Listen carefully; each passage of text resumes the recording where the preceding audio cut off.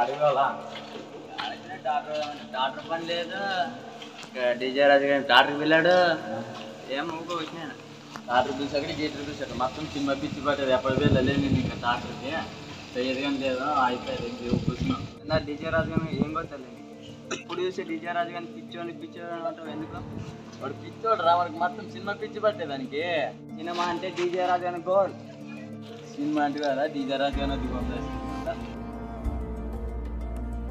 నన్ను కొంతమంది సినిమా పిచ్చోడు అంటుంటే, కొంతమంది నువ్వు చేయగలవు, నీ దగ్గర టాలెంట్ ఉంది, గట్టిగా ట్రై చేయి, గట్టిగా చేయి, నువ్వు ఖచ్చితంగా ఏదో ఒక రోజు సక్సెస్ దగ్గరికి పోతావు అని అంటున్నారు. నా సినిమా అనే పిచ్చి నన్ను ఎంతవరకు తీసుకెళ్తుందో నాకే తెలియదు. నా గమ్యం ఏంటో, నా బ్రతికి ఏంటో, నా లైఫ్ ఏంటో ఆలోచించకుండా సినిమా అనే పదాన్ని గురించి ఆలోచిస్తున్నా. నా మైండ్ నిన్న మొత్తం సినిమా సినిమా సినిమా, ఎలాగైనా తీయాలి, ఎలాగైనా చేయాలి అనే పట్టుదల నాలో ఉంది. నేను వేసే ప్రతి అడుగు సినిమా కోసమే, నేను ఆలోచించే ప్రతి సెకండ్ సినిమాని. నన్ను పిచ్చోడు అన్న వాళ్ళందరికీ నా సినిమాతో జవాబు చెప్పే టైం త్వరలోనే వస్తుంది.